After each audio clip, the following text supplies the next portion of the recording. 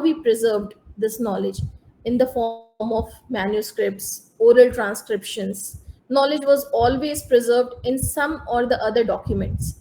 These manuscripts are in form of Veds, Puran, Upanishads, our religious texts, Ramayana, Mahabharata. Everything was documented. At present, there are four Veds. So if we have to read any certain point, we just go in this particular Ved, like Rig Ved, Yajur Ved, Sam Ved, Athar Ved. These are all four Veds. So there is huge documentation, but how this started working, I'm explaining it. The rest with the examples and what they are called, I'll give it separately. Hope till now everything is clear. If anyone have any doubt, they can ask me, or whatever I'm trying to just deliver. Is it like understandable to everyone? Just ping me.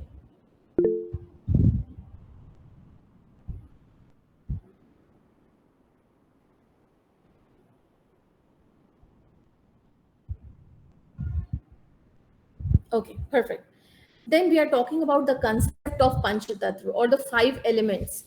These five elements influence the rishis' observation and formulation of traditional knowledge because they were in sync with the nature. So they had to understand all these five elements. Like first we talk about earth. In Hindi we say it Prithvi. Earth had a deep influence on everything like agriculture and medicine, architecture and construction. If we talk about agriculture and medicine, everything we have to sow on in the earth. We have to see the fertility of the soil, what was the importance in the agriculture, leading to the development of sustainable farming practices also. Because we can't just keep plowing and plowing the field. All the land is not for agriculture. Some there are part of land which is very much mineral rich, metal rich. So farming is not possible there. So they studied completely. They studied earth, and we can't dig too much. What we are doing today is our actions have this severe and pathetic reaction of global warming. See, we are constructing, we are digging holes, we are making like parallel tunnels. All these are hindering the tectonic plates which are present inside the earth. The more and more we are digging, drilling, it's just disturbing the balance of earth. That's why we are having this earth frequent earthquakes, avalanches, landslides. We are making tunnels in the hilly area. Everything has a balance to it. So we shouldn't just go and exploit it, but still, because we need heavy infrastructure, we need our day-to-day life to go easier. We are just playing with the nature forces, and this is all we are having the severe effect on us, which we can't control. And this global warming, what the heat waves we are facing in India, the floods in the southern part of India, everything is the reaction of this global warming, what our actions has been. Even in the topmost northern part of India, there is forest fire because of so much ultraviolet radiations coming. The ozone layer is depleting. The poles, the ice at the poles are melting. This is all because we have played harshly with nature forces. So we should think that now we should stop. So ancient times, they also have some natural calamities, but they studied, they documented, and they are still being found in the text. But no one is going to read the text because we are very much in sync with the internet. So whatever present in the internet or whatever being updated, we are just in habit of going through it. But we have to search our history because they have already worked on it. They have read the stars, they have studied the stars, they have studied the motion of the nature, how it is. They have, the rishis have studied how the universe works. So they have given some formulas how we can prevent these calamities, or how we can prepare ourselves. But we are not in habit to go and read about these traditional knowledge wisdom. So this is what we are lacking. We should touch it. At least we should try to explore. Just give 10 minutes time or 50 minutes time. We have to start reading our history. Anything new can be used in present time, and history has experience.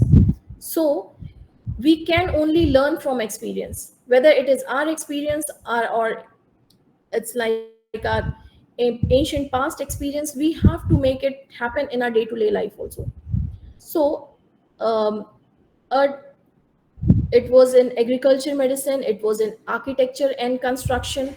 The principles of Vastu Shastra, which I explained, the traditional Indian system was based upon the balance and harmony of these five elements, particularly earth, because earth is what is the base, where we stand, where we stay, where it holds, what it gives. Everything, we are completely dependent on majorly earth. We are not living in space. We have to land somewhere. So where we are landing, we have to try to protect it. We have to conserve it. We have to keep it clean. So that was the importance of earth. Why we say dharti hamari mata hai, dharti is for earth, because we have respect for our mother. That's why we our mother nurtures us. Our mother gives us everything what we want. Our mother tries to just hold ourselves, so that we are completely protected. We are always safe in our mother's arm. That what this earth gives. Now, how water affected it? Water, in Hindi we say jal. Water is, it is the basis of life. We can't survive without water. We can survive without food, but not without water. Water always help in healing. It keeps ourselves healthy, because 70% of our body is made up of water. It doesn't matter that we are going to weigh and it says that 70% is water, but physiologically we say that 70% of our body is made up of water. So in form of blood or tissue or cartilage or these plasmas, everything is in form of liquid only, and liquid is water. So when we talk about healing, water plays a very important role in sustaining life, and it was the key observation by the rishis. Once life started, that very moment the importance of water was there. Because if someone is suffocating, immediately the first course of action is to drink water, or to splash water on that particular person if he is fainting. Because if enough oxygen is not present in that environment, we can get oxygen from water. It is the basic chemical composition of water. So water is very important. These rishis try to practice the purification of how to use the water to be drinkable. Because in ancient time, I don't know what was the like real technique about the purification, but we still use like ROs in our water. We can't drink running water because of the water level in some part of the area. So we use like filter system at our home. We used to have this filtered water. This practice was started in ancient time, because everyone can't drink straight water from the pond. It is hard. So they had this purification system. They studied how to purify water. If you just cut, I just give you a very simple example. If you cut the banana stem, and you make a like small bowl kind of structure in that banana stem and just cover it, open that cover on the very next day, you'll find water in it. And that water, if you have to purify, like with some cloth or something, you have to purify it. But that water is very healthy, because all these plants, they take water from directly from the soil. So they studied that rishis doesn't have this RO system. They doesn't have any filter system, so they made the natural filters. So they studied, because that water which was present was not drinkable to all the human beings present in ancient times.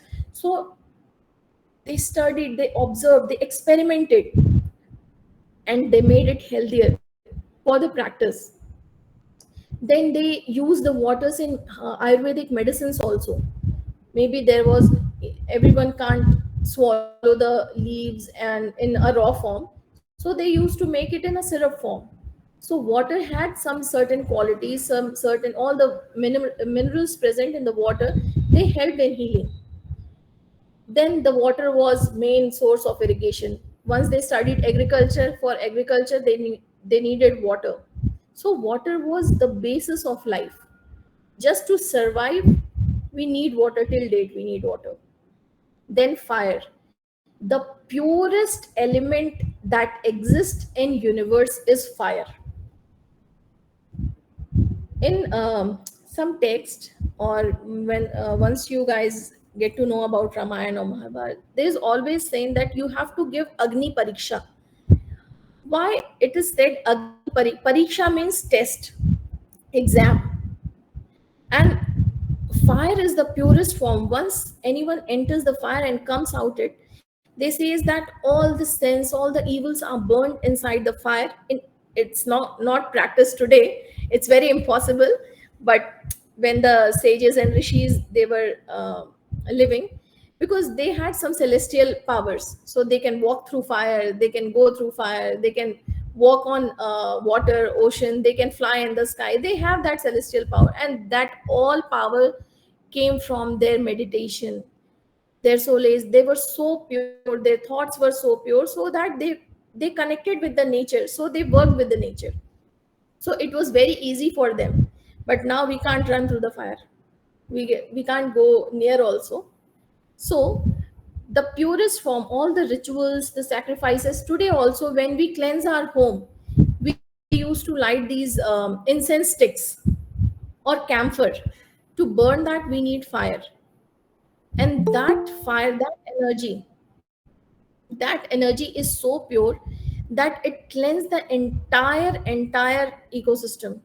If we just burn camp in our daily practices, if we burn this incense stick during our puja, our daily ritual, what we offer our prayers to God, we just use this fire in any form, because this is the purest form to worship, this is the purest form of energy to offer. So fire was used in Vedic yagya also, like Vedic rituals. Yagya is ritual, symbolizing the purification and transformation. The rishis' knowledge of fire intended to use it in cooking also, in metallurgy also, in various art and craft. So fire was important. In medicine also, in Ayurveda, we say that fire, Agni, is associated with digestion and metabolism. Once we start reading Ayurveda, this is a basic formula that fire, Agni, is associated with digestion and metabolism. So how it balanced the body's internal fire was essential to maintain the health. See, when our stomach is upset or we are having this acidic problem, it feels like it's burning inside. We feel like it's burning. When we have this fever, our we get body chills, or everything starts, it feels like heat. This is our inner fire. One, because all these five elements are present inside our body, so it activates one in one or the other form. If we get fever, it is very positive sign, because our body is fighting with the infection. If we are not getting fever, like our immune system is very weak, so we shouldn't get very nervous with the fever. But if the fever goes beyond some certain temperature, it's not healthy.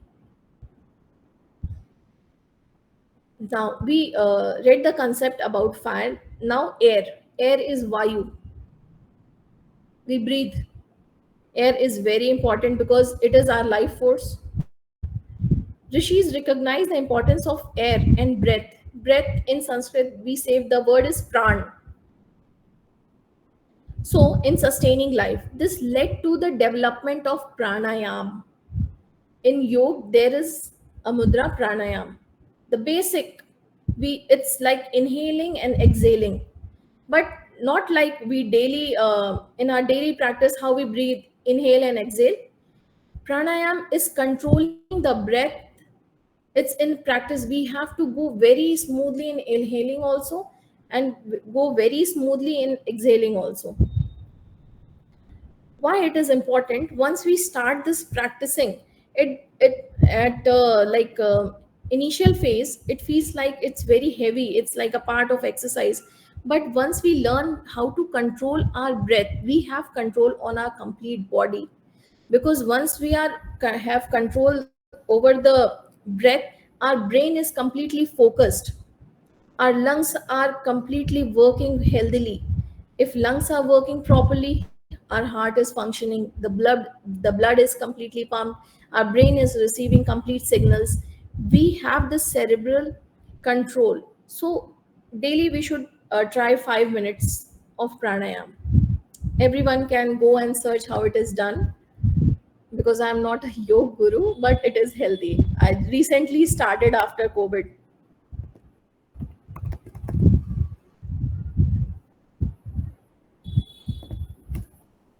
And everyone should practice. I feel like I'm becoming a yoga teacher. Okay, perfect. Then weather and climate. Observations of wind pattern.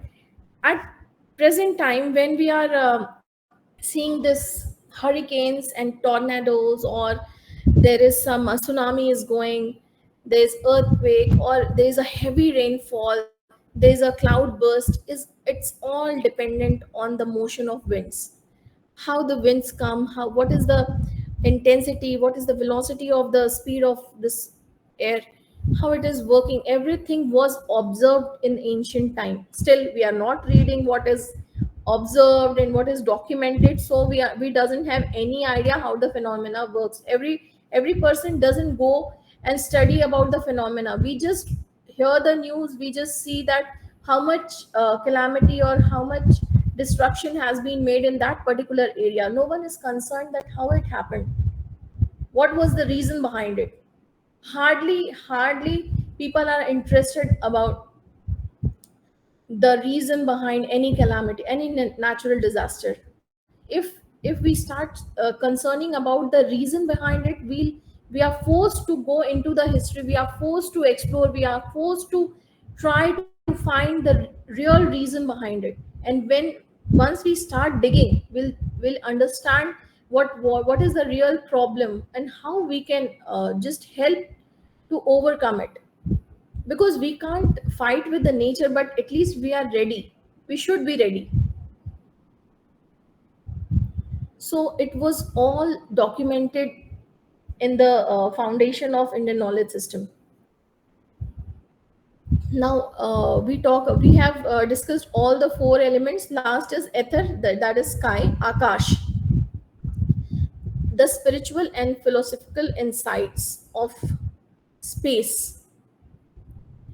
Ether or space, we can say, was considered the subtlest element, representing the vastness of cosmos and space within which all the elements exist. This concept was influenced by the spiritual practices and the understanding of universal metaphysical aspects. See how this works. Rishis studied three three different kinds of organism living in the land, living in the water, living in the sky. So we have discussed, or after discussing all these four important elements, the space is huge. Everything is not known about space, but these rishis try to um, do the spiritual practices to understand the metaphysics of this universe. They were studying the stars, like in astrophysics we say. They were studying the stars, they were studying the movement of the sun, the planets, how these affected our day to day life. So communication and sound, how the sound traveled, how we are able to hear one another. And even the Vedic chants and mantras, they were also traveling through this particular form. They started understanding the vibrations of sound in the space, how we are hearing. It was very like new for them, how we are talking. Like if we speak, we know that our mouth is working, our vocal cords are working, but we are receiving what one is saying. That was a perception, that was the hearing. And how that thing traveled, how these mantras, these shloks, these communication skills traveled, they learned, because everything is traveling in form of sound in the space. So they learned about space. So all we discussed all these five elements and how these five elements affected our existence. Now, when I talked about the stars, there were seven important rishis. They were called the Sapt rishis. Wait, I'll explain each and everything. Is the slide visible to everyone? Yes. Okay. Till now, everything was okay?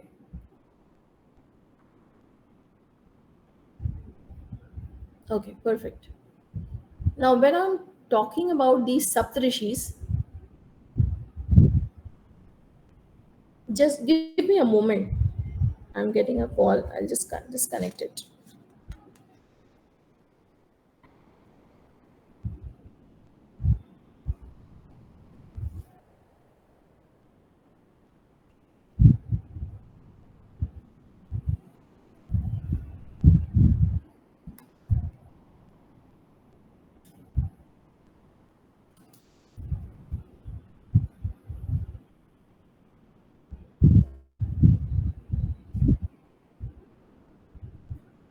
Okay. So when we are talking about stars, these were the seven rishis, and on their name, they mentioned seven stars. Like everything at present is observed and known by its movement. These rishis, what they have done, they studied the movement of each and everything which is around them in their surroundings, and what factors affected these movements, like sun, like all these five elements, like Navgrah, nine stars, nine planets, how they affected, how their movement, how their rotation affected our life. These rishis studied that. Like Atri Rishi, first, they were very important sages. Okay, see, Atri Rishi, he was a seer in Vedas. He was very much a learned person. He wrote few Veds and Purans. He knew all the hymns about it. Then there was Rishi Vashisht. He was there was a have you listened about Samudra Manthan? Wait, I'll type it, because in Indian culture it's very complex. Samudra Manthan. Every word have a new story. Okay, Google it. Everyone, Google it. Not now, later.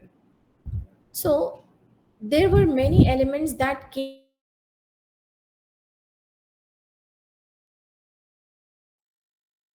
of ocean. Hello, hello. Hey, we can hear Am you I back. audible? Hear you. Okay, okay, okay. So there was a kind of tug of war between demons and gods. So in this tug of war that was done in the ocean, so during this tug of war, many elements came out of ocean. Like goddess Lakshmi came, um, like this, what we say, Kamdhenu cow. Kamdhenu cow was the cow who gave milk 24/7, 365 days, like that. She doesn't needed to be a mother or to have a calf to give milk. So it was like a celestial being. This Rishi Vashisht was the owner of that Kamdhenu cow, and he was a royal priest in Ayodhya. Ayodhya was the state of Lord Ram.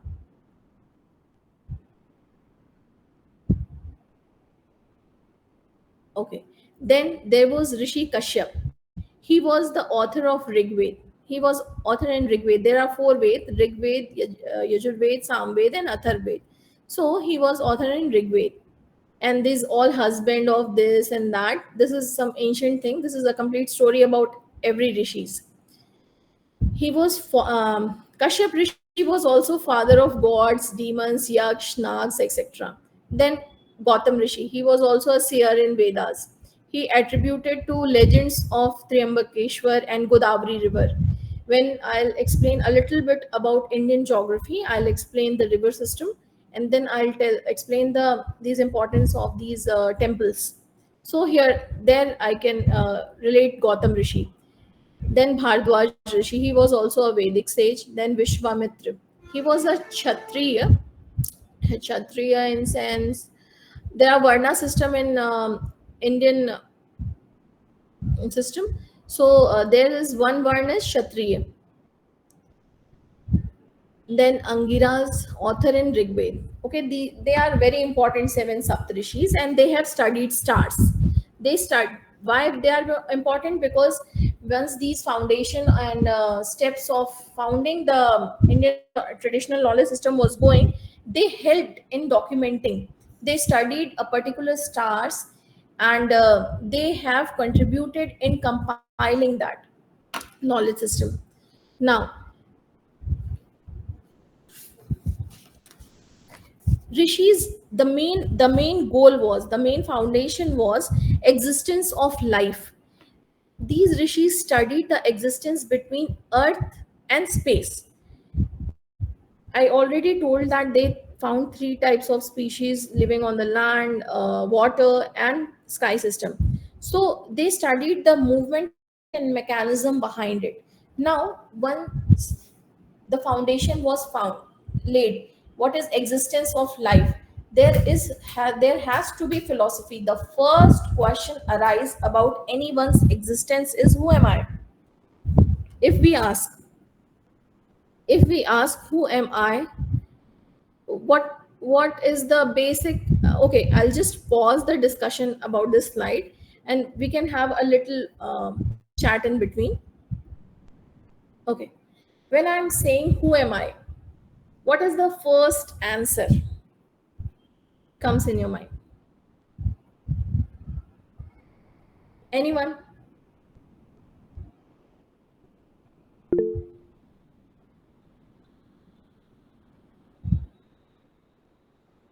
Yeah. Human. I am a human. The first thing. Sorry, you are not audible. Hello? Hello, can you hear me? Yeah. Your question was, who am I? Right? Yeah. The first, If we ask ourselves, who am I? yeah. Me, I am a human. Okay. So we are able to answer this question in present time, uh, because we have some knowledge. We have some knowledge about our existence. We are there to answer this question. It is very simple for us. Who am I? Do we know ourselves? Do we completely understand ourselves?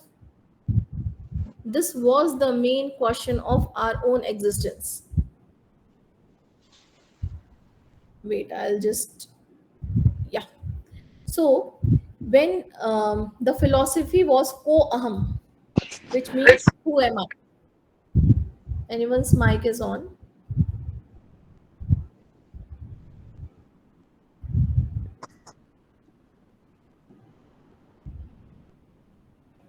Hello. Yeah. So, building on this foundation, the main philosophy was ko aham, who am I? And it was rooted in the quest of self knowledge. We should know our existence, what we are realizing, the self realization. The central theme is in spiritual and Indian philosophical tradition. This inquiry Basically, why is this inquiry? Why are we asking this question? Because it is very important to understand the true nature of self, transcending the superficial layers of one's individual identity associated with our own mind, body, and our ego. So, the philosophy of Ko-Aham is deeply, deeply explored in the ancient text like Upanishad and through practices like Advait Vedant and Yoga. Once we start practicing, for example, yoga is known to everyone. So once we started practicing yoga, we start exploring our strengths, our inner strength, our weaknesses. If we start just the pranayam thing, what I was explaining earlier, when we start practicing it, we just learn that we are not in a good health. We can't even breathe properly. What is the real procedure of breathing? We doesn't know that also. We don't know this basic thing about ourselves, how we are knowing to, we are known to existence of our own life. So it was very important thing to know who am I from, like everything is documented in Advait Vedanta. It's not necessary that we should go and read these Vedants and do yoga, but self realization is very important in our day to day life also.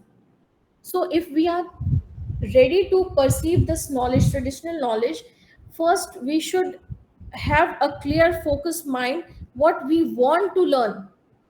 That is self realization. If I'm saying that try to listen to this topic or try to understand this, are you ready to understand?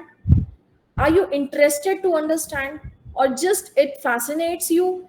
So everyone is participating. This is the main question. I'm explaining this because I like this core area of study. So I'm explaining it. I'm deeply rooted and connected with my country, with my culture. That's why I'm taking so much keen interest in explaining this.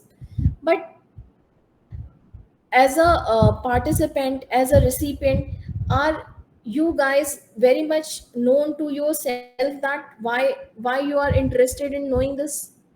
That is the self realization. You should question yourself about your actions. Your actions shouldn't be explained to anyone else rather than yourself. What our likes are, what our desires are, what our dreams are, it should be known to ourselves. We should explain ourselves, and because we are the only person we are answerable to about our actions, about our life going, is ourselves only. So this is all about who am I, ko-aham. Then if we talk about the principle of ko-aham, that was atma and brahm. Atma and Brahm. Brahm is, in Indian philosophy, Atma is our soul, true self. That is very distinct from our physical body. It is energy. The soul is energy. It is considered to be like eternal. Body can change. Soul get transferred from one body to another, but body can get destroyed at after a certain period of time. We are not like immortal. We have to die someday. So this body, we have to understand this body can change. Soul can get transferred from one body to another.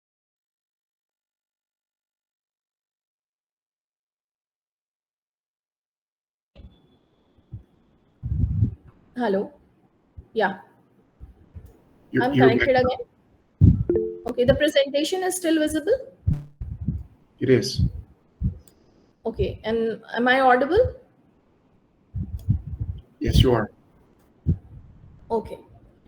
Now, I was explaining Atma, that soul. Now, Brahm. Brahm is ultimate reality. It is the universal consciousness that governs everything. The second question is that follows: Who am I? Ko-aham is who governs this universe. That is Brahm. There is one celestial being in the universe. Like apart from worshipping any religion, it's not a religion bound. There is one celestial being that governs the universe, that is Brahm. No matter in what form we worship, no matter in what form we pray, but there is some energy, there is some celestial being who is looking toward, who is looking for us, who is always there for us, and who is not for us, for the entire existence of life in any form. So Brahm is the ultimate reality, the realization that individual self, Atma and Brahm, are one. This is the spiritual knowledge. See, we say that we worship some god. Like if I'm worshiping my god, and I'm talking to that particular deity, that this is my problem, or how I should, because we, when we talk to god, we always take our problems. We never ask god that how are you, how is your day going. We always pray for some or the other thing. When we talk to god, we always try to say that please look upon us, please look upon our family, please always take care of us. So we try to connect, but we are not connecting mentally. We are just uh, explaining our emotions. Connecting mentally and connecting physically are different thing. Once we learn that our physical being doesn't have any importance rather than the existence of our soul, once our soul, our thoughts completely get focused and connected with that extreme deity, the Brahm, that is spiritual knowledge. And to attain that spiritual knowledge, it's not impossible, but it's difficult.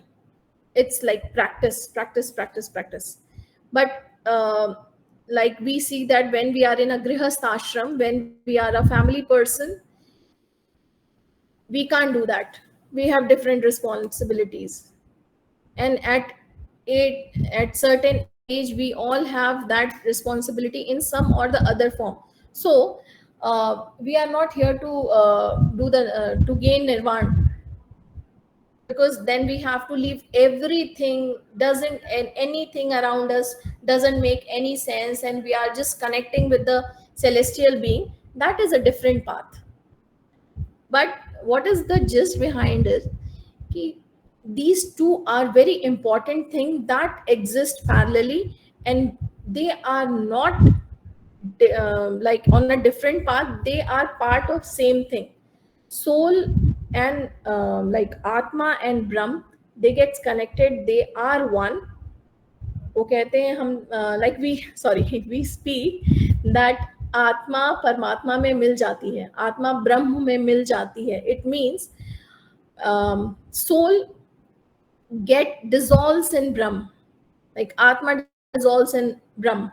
So they are one, and this is a spiritual knowledge. This spiritual knowledge is one principle of Ko-Aham. Who am I? So this self-realization is important, but it is difficult also. Then self-inquiry, Atma Vichar. Do we question the nature about our existence? No one asks this question. Why I existed? Why am I here? Why I'm in certain ecosystem? Why I'm not born in ocean? Why I'm not a fish? No one asks this silly question. It's just fantasy. But this is also self-realization. We don't question ourselves. We don't question our existence. We just do our daily duties. We just live our life normally, because we are blessed to have this life, and we accept what comes in our way. Then there are layers of identity, like okay, there are 5 different kind of kosh, like physical body, vital energy, mind, intellect, and bliss. Like in day to day life, I have heard this term from very youngsters. They get identity crisis. Has anyone heard about it? Do you know what identity crisis is? Okay. See, what is identity crisis? Not among the youngsters only, but it can happen with anyone. We are not confident enough to take ourselves in the society. We should have confidence in ourselves. We should have our own identity. We shouldn't be known by some, like our father's name or our spouse's name or our family member's name. We should have our own identity. My name is Nikta Tripathi. I'm a doctorate. I have my own identity. What are my strength, what are my weaknesses? I should own it. I should have my identity. I should have my existence in this very space. If someone introduce me, they shouldn't give reference. They should straight away take my name. Or when I'm introducing myself to anyone, I should have my own standing. This is identity hold. And when someone is not confident enough, when we are talking in a group discussion, if I give reference in any form, if I'm saying, like, I'm a student of this particular university, I'm taking that identity of my university to explain myself. I'm not so confident. I'm always hesitant to just present myself. This thing is very new, and it's deeply rooted among the new generation. This identity crisis they are facing. Why? Because they are lacking self realization. They don't have confidence. So they should talk, they should discuss. And it's not the child's duty or the youngster duty or any member's duty to realize or discuss this problem. It is very important in our surrounding also, that first we should work on ourselves rather than working and going out in the society and helping others. First we have to try to help ourselves. If we are confident enough, we are having a strong hold on ourselves, then only we can go out and explain ourselves to have standing of our own. Then only we can help in any form, in any, whether it is in a workplace, whether it is in a school, whether it is in a university, anywhere. We should have our own hold of our own identity. We should be able to explain ourselves, we should be able to express ourselves. That confidence should come within, from within. So for that we have to be very clear, we have to be true to ourselves. This is all the knowledge system. This all comes from knowledge system. This self inquiry should be there. Why I'm lacking in this field, why I doesn't understand this no one. I shouldn't go and take sudden help with anyone. First we have to ask ourselves, no one is a good friend better than yourself. So this is very important. Then um, there's all other ways and everything. The ancient rishis practices self-inquiry through a combination of introspective techniques, disciplined practices, and inquiry. Here are 7 practices how they try to inquire about themselves. That is meditation, dhyan.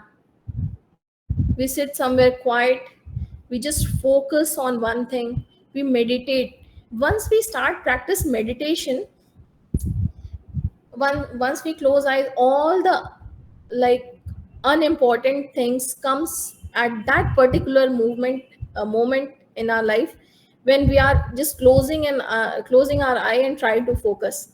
It happens with me. I can't meditate because parallelly so many things are going around in our mind. We are not focused. But to have self inquiry, to have self realization, meditation practice is very important. So that was practiced by rishis. Then contemplation, manan. Manan is what we are thinking, we have to, like, analyze it. Manan is analyzing. Then atma vichar, self inquiry. What we have thought, what we are analyzing, we have to just inquire about it. Are we going in a straight path, or are we taking the right path? Are our thoughts in a right direction, all our effort should, it doesn't feel like that we are just working hard and we can't achieve anything. There is something we have to inquire, that why I am going in this path and not achieving anything. Our every step leads to some goal. We are, why we are waking in the morning? Because we have to live our life, or else we keep on sleeping, we don't have any goal. We wake up daily because we have plans for that certain day. So we, earlier, before going to bed, we analyze that we have to do this tomorrow, we have this certain task tomorrow, we have certain goal. So for that we have to be very clear, because we have talked within ourselves that this is our daily task, this is our life going, we have to do this. So this is all self realizations. And now this term comes in day to day life, self loving. And I guess this is known to everyone. Self love is the best love, and it is the best healing also. If I'm feeling low today, I'll do whatever makes me feel happy. I don't wait for anyone else to make me happy. I have to take care of myself. That is self love. Then discrimination, Vivek. We should know how to discriminate between things, our thoughts, our conscious should work. Discrimination comes from this Vivek comes from our conscience. If we are doing certain, if we are taking certain step, that particular moment, your mind or heart, if that is not in the sync, the third element is your conscience, that stops you from doing that thing. So our conscious is always awake. It always try to speak with us. We have to be in sync with it. We have to listen to our conscience. And our conscience is always clear. If we listen to our conscience, we are never in a wrong path. Then neti, it's like not this, not that. We are always in a dilemma. So we have to inquire why, what is the problem of this dilemma. This is all under self realization. Then pranayam, breath control. I already explained it. We have to learn to control. It is very healthy practice. I firmly ask everyone to try pranayam daily, just for 5 minutes. It's actually healthy. It helps our immune system. It just gives a kickstart to our immune system. Then study of scriptures, swadhyay. Swadhyay is self learning. We should teach ourselves.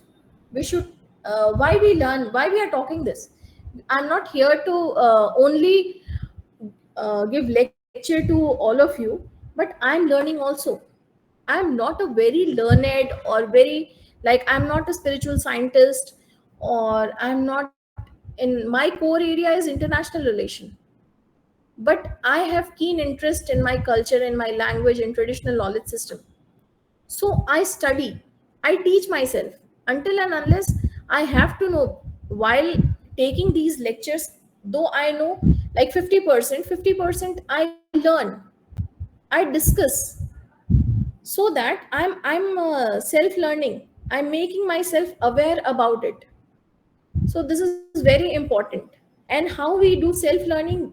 By asking questions, by exploring, by searching whatever doubt is there. First we try to find it ourselves. If we doesn't give any answer, then we should take help from the books. If there's nothing in the books, then we should ask the third person. But first we have to inquire. That is self learning, and without inquiry there is no self learning. Then satsang.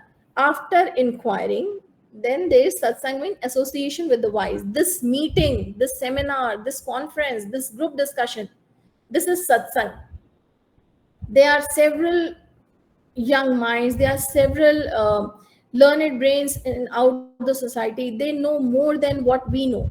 But once we start discussion, if I discuss what I am asking, maybe you know better than me, maybe I can learn something new from you guys.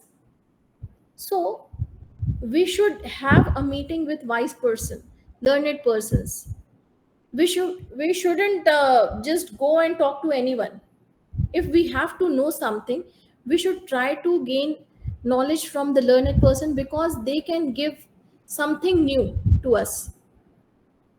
If I go and ask a layman person, that is waste of time. Then I'll exert my own energy to explaining him what I am trying to ask. So there is no point.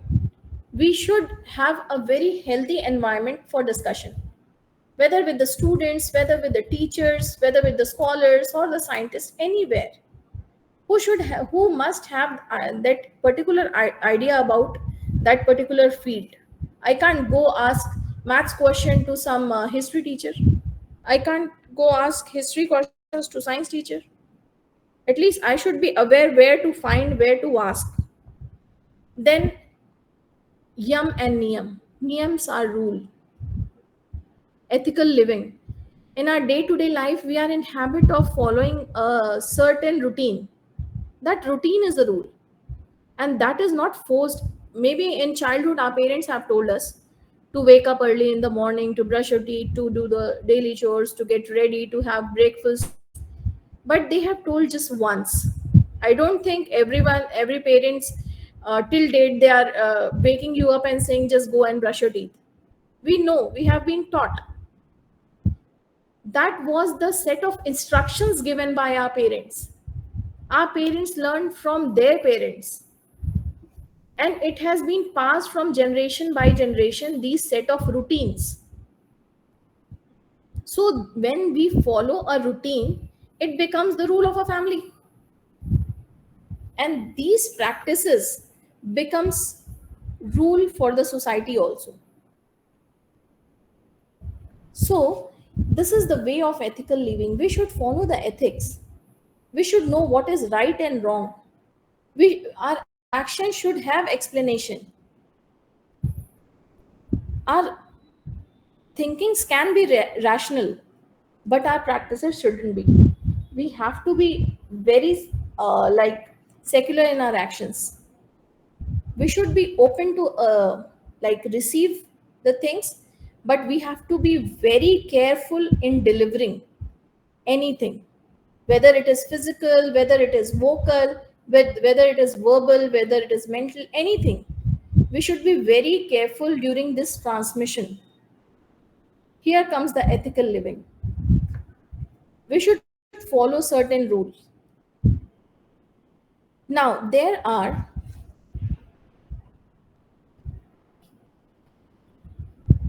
this is the last slide. I'll just try to wrap it up in 5 minutes, because these all the points individually will come under some or the other topic in next lectures. Like in next lecture, we are taking Ayurveda. So all the spiritual knowledge will come in that. Okay, what is the characteristic of traditional knowledge? Like first point is holistic and integrative. The first term comes Ayurveda, an ancient system of medicine that integrates physical health, mental well-being, and spiritual balance. This health comes under Ayurveda. Then agriculture, astronomy, spirituality, I've already discussed. These are characteristics, what are the main features of traditional knowledge. Then oral transmission, how we communicate, how these knowledge are being passed through generation in form of stories, tales. Earlier in the last lecture, I gave an example of Panchatantra tales. Then there are Jatak stories. Tales about our ancient history is documented in our Ved, Puran, Bhagavad Gita, Ramayana, Mahabharat. Everything this is passed through generation to generation, and till now we are reading. We are taking examples of from them and how to make our life more in a better way, in a spiritual way. Now, community based, rather than individuals, reflecting a communal approach of knowledge, how we deliver our knowledge in a society. Whether it is like community based knowledge system can be example in Rajasthan, in particular area.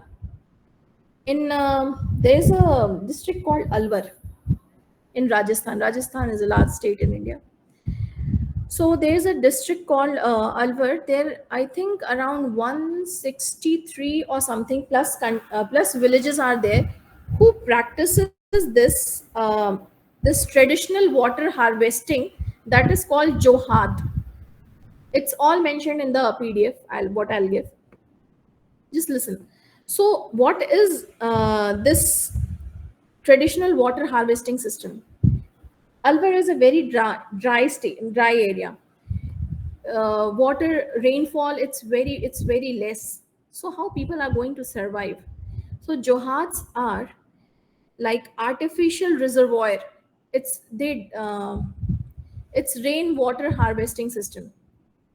They just store the water. The people, all the residents around those particular village, they store the rainwater, and they try to use it in their day-to-day life. So that complete reservoir is man-made. So this was the traditional practice to store water, because every land, every particular inch of our country doesn't receive same amount of rainfall. There is some drought area, there is some flooded area. So to maintain the balance for life, we have to practice some or the other measures to survive. So it is just an example for the community based, like practices. Then there comes practical and experimental. Okay. Indian traditional knowledge is highly practical and based on generations of experience and experimentation. Definitely, what we do today, some or the other person have done in the past. So we are just upgrading that experiments, we are upgrading that techniques, we are upgrading that mechanism. We are studying the same thing, but the base has been in ancient time. Then sustainable practices. So, in last lecture, I discussed about how these tribes conserve and preserve their area. Their sustainable practices comes with the traditional practice. How they conserve and preserve the environment? Because they worship, they have sacred groves, protected forest areas are there due to their religious practices. Maybe it's ancient, maybe for us it is unexplainable, because we believe in logic, we believe in explanation, but for everything it's not necessary to have a proper and certain explanation. We can't ask them, but in the history there is certain explanation why these sacred groups are being worshipped, why these trees are being worshipped. And just with the practice, they are just preserving their biodiversity. So this is the sustainable practice. Nowadays we can't go and start worshipping any tree just to preserve it. It's not necessary to pray, but it is necessary to preserve, because to survive we should have a healthy environment. We are very much focused towards planting a tree. We are like world environment day, we say that we have to plant a tree, but once we plant a tree, how many of us just go and uh, give water to that tree? We just plant and our work is done. So it should not be like this. We have to be in a practice. We should nurture that tree, and not just one tree on one particular day that is celebrated. We have to plant trees in our daily life. The more we plant, the more healthier we get, the more healthier environment we can grow out around ourselves. Because once the infrastructure is being like modernized, and once we are constructing, because all the constructions have our nature destructed. So how, and like development is important for any country, but to have that development we should have a balance with nature. If we are destroying somewhere, we have to construct somewhere. We have to make sustainable ecosystem. We have to have a sustainable environment, not for ourselves but for our coming generation also. It's not like that we are not living in space. We are in not Star Wars world. We are not in a sci-fi movie. Everything around us feels. Even the land, the water, the trees, everything have the emotions. So we should maintain balance. We shouldn't think that we are only the supreme. There is supremacy among every living being. So we should do any, our action should be very sustainable, and it should be in the sync with our environment. Then spiritual connection already discussed. Localized terraced farm. See, here is this localized. This knowledge is usually specific with local environment, including flora, fauna, and climatic conditions. What why I have mentioned this point? There is this terraced farming in hilly areas in our country, in the hilly areas, in the hilly states. Doing agriculture is very impossible there because it's all steep. So terrace farming, it feels like all the steps are going on the hills, and when these terraces are made, it looks like a step. In that form only, agriculture on that particular hill is possible, and it also helps in leveling the water system. So this is a local practice, and from where it came from generations. Then adaptive and dynamic. While rooted in traditions, this knowledge is not static. It evolves and adapts to new challenges, changing environment. What we learn from our past, we are always focused to put something new in, to add something new to that. So it's always evolving. Our knowledge is always evolving. What I know today, maybe I learn something new tomorrow, and that knowledge is attached to my previous knowledge, and how I evolve in that particular area, my understanding evolves. This is adaptiveness. This is how we adapt with the changing world, and this practice has come from the traditional knowledge, because sages also adapted with their environment. They made a ground, they made an environment for their coming future. So we are just taken from our earlier generations, and we are moving, we are making a very sustainable, we have to make a very sustainable environment for our coming future. So this is a practice, this is an adaptive practice. We are adapting to this, like this temperature, but I don't know what it's going for my coming generation. Maybe it's more worse. So I have adapted, and I should make that there should be a very sustainable environment to live in it, within it. We should adapt, but we shouldn't compromise. Then biodiversity conservation. We have to conserve our environment. That is the key of our existence. If we are living in a healthy environment, then only we can move forward with any aspect. Cultural heritage. It is an integral part of India's rich cultural heritage, like our values, our traditions, our belief.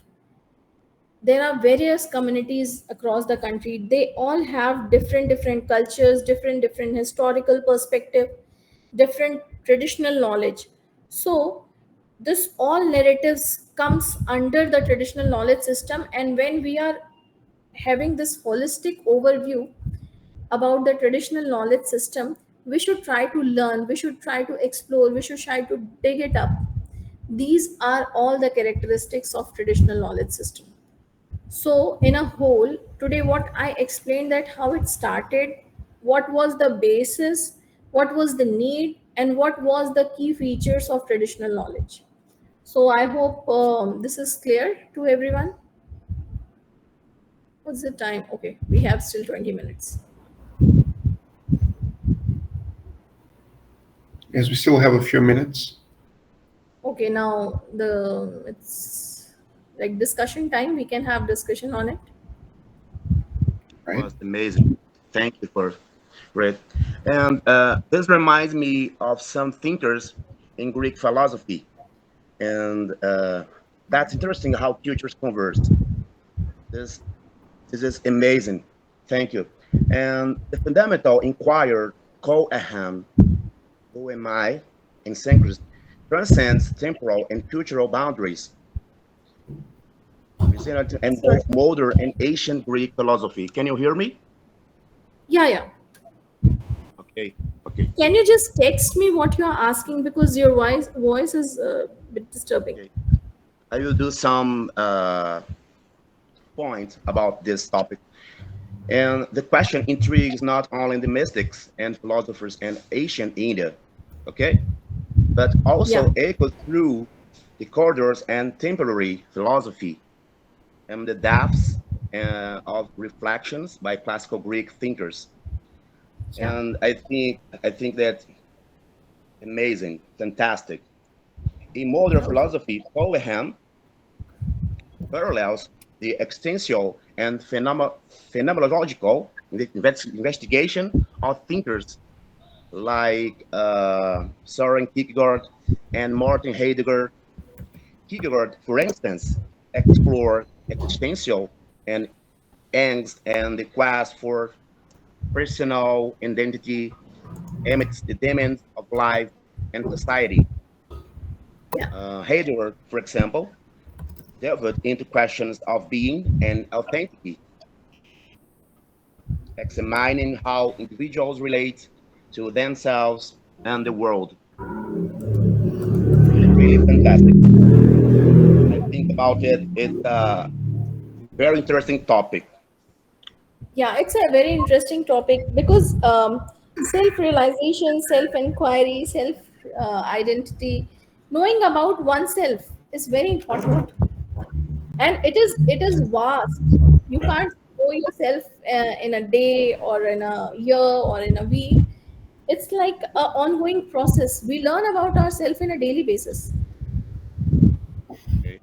And thus, while Poaham has its roots in the spiritual and philosophical traditions of ancient India, its resonance with modern and Greek philosophy demonstrates its universal relevance as a perennial invitation to self reflection, self knowledge, and the pursuit of essential truths about human beings.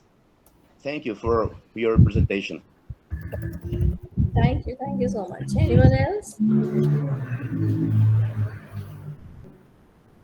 Well, while we await for questions from the participants, I just would like to thank you for this wonderful presentation today. And it made me think about a few things, especially about the role of traditional knowledge in how we can live in balance with nature and how we can coexist with nature. I think we often forget that everywhere. And not only that, but what you said about traditional knowledge and this self balance we can achieve in our own lives. I mean, at least talking about my own perspective, and I'm sure many people might relate to that. We live in a kind of frenzy every day. It seems like we live in a rush every time, living by these crazy Western values, if they can be called values. But we often forget to live and to breathe and to question ourselves and what we do. And that's very important. I mean, how often do we all here do we remember to breathe? How often how often are we aware that we have to breathe properly? And I think it's very important when you call our attention to that. Um, I think somebody has a question. Yeah, Maria. Yeah, it's me. I am Maria Teresa, and first of all, Hello. I would like to say thank you for your presentation today. It was very, very comfortable for me, and you make a question that was, I think, for me, is the most important question in the world nowadays. Who am I? Who are Exactly. you? Who am I? So I would like to say that for the group that this question is too deep for us as a learner of the life, and it's not so easy to keep a balance in a earth transition, as nowadays we have lots of thinking happening in a spiritual time, as we know, and to practice self inquiry is a wonderful way that you can then you can have the answer about the question that you asked for us. And for me, this question is too important because in all lives, I believe that we can stay alive in different parts of the world, in India, in probably we stayed, probably no, for me, I'm sure that I had lots of lives before this.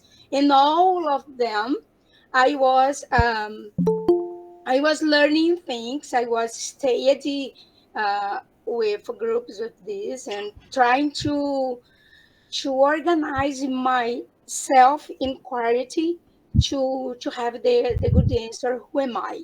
For me, um, I am an spirit that I am alive, and I have lots of things to learn during this part that I am in this road. Okay, uh, and I I heard about logosophics studies, and I think that it makes the person to organize itself to stay in a balance. I'm going to say like this to stay in a balance with nature, with spirituality, and transition.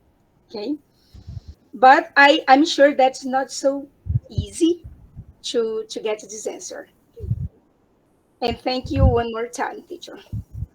Thank you so much for sharing. Anyone else?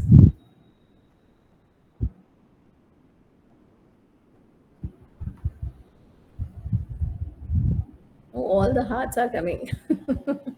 What books do you recommend for us, teacher?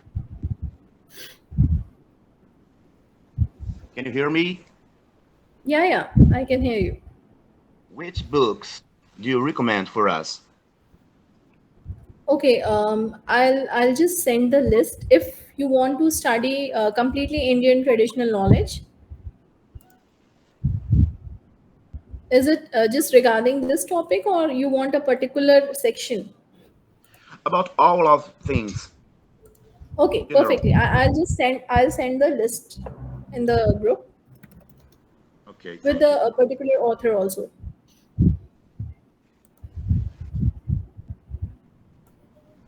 So, Thank you. how's everyone's day today? Like, I think you guys are all starting Sunday, Yes, it's and I'm 10:52 a.m. here. Um, okay. It's 7:22 p.m. and I know the timing is not easy for everybody. I mean, for you, it's evening, Sunday evening in But India. this for me this time suits well because this Does it? particular slot I'm free. I'm always free All right. until and unless I'm not traveling. I'm free this moment, Okay. so it is easier for me also to connect. But I don't know what about you guys because it's Sunday. Everyone is in habit to get relaxed on Sundays, and having lecture is quite a burden. No, I mean it's great, and we are I'm sure everyone is very thankful for you being here. Okay, what all university students or participants are connected? I don't have a proper name for that universities from I where the think participants are. I think we have participants from several universities here. Um, Hello? can you hear me? Yeah, I think we have participants from several universities here. Um, just mention, maybe everyone just they mention can your organization name in the group yes, maybe they so that whenever I each come to person can Brazil, yes. I would like to visit. Maybe you guys can type your university here on the chat. Yeah, so that I'll just visit these universities on my next travel to Brazil. Uh, this is our university, but we have people from other places as well. Bruno, you have a question? Okay, Yes, can you hear me? Can. yeah. Um, How are you? if we go to India, what place you would recommend to visit? Any state, wherever you get down, that particular place is important to visit. See, if you are on in the international travels, if you land in Delhi, the capital city, Delhi is itself, it's so culturally diverse. Once you get down in Delhi, straight away you can see many things. First, the station is airport is so beautiful. Once you get out of the airport, there are certain places like first you go to the India Gate, then you go to the president's house that is called Rashtrapati Bhavan, then you go to the secretariat, then you see Mughal Fort, then you go to Jama Masjid, then you go to Qutub Minar, then you go to Red Fort. For if you are foodie, you can go to several vendors. I'll just text the areas to go and taste what food you can munch there. Delhi is especially, Delhi doesn't have its a particular set of cuisine, but it have a diversity of cuisine, because in Delhi most of the like citizens of that particular state, they are all migrated, they come from other states, because Delhi is a center, and it is very good for studies also, for job also. Major IT sectors are there, very good medical colleges are, top medical colleges are there, the best universities are there. Delhi University and JNU, Jawaharlal and University is there. So it's very diverse for studies also, for cultural activities also, for like street food, munching and everything. So this is all about Delhi. Once you go to Mumbai, it's all limelight state. You can see there's Marine Drive. In particularly Maharashtra, if you get down, Mumbai is a very big city. It is a port city also. So in Mumbai, you get a different flavor of Maharashtra. You get a different flavor of this Bollywood thing. That complete Bollywood stays in Mumbai. The richest Asian person is there. All the movie stars' house are there. There is Gateway of India. There's Elephanta Caves over there.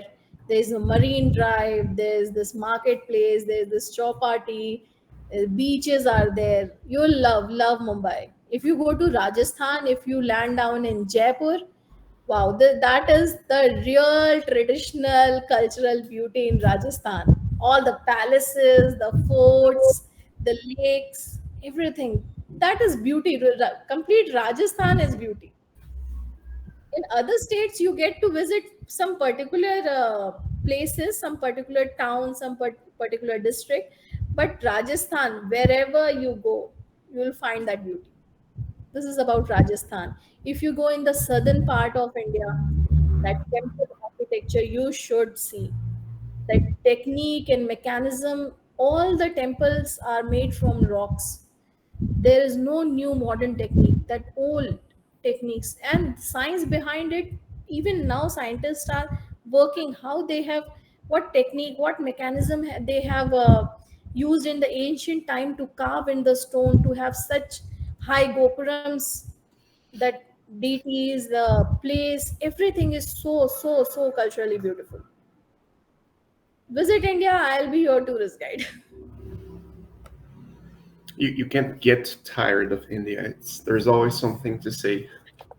Even being an Indian, I haven't explored all the part of India because it's so vast. But every year on the 1st of Jan, I take this resolution. Okay, I have to visit this particular state in like summers or winters, because but we are so much busy in our day-to-day life work, we can't find time to explore our own country. So Thank first we should you. explore our own country.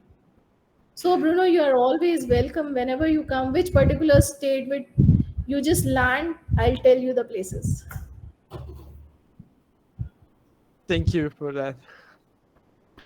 I think we are almost with no time left. Yeah. But does anyone have any other question that we can address quickly? No questions. Simply say that your explanation of Indian philosophy was insightful and illuminating, providing a clear understanding of its rich traditions and profound insights into human experience. Thank you. Thank you so much. Thank you so much. So I think we end here today, Dr. Snitha. That was an amazing session today as well. Thank you again for being available. Thank you all for being here. And we keep in touch in the group and see you all next Sunday. Right? So bye. Thank you. Thank See you. you. Bye bye. Happy Sunday. Thank you.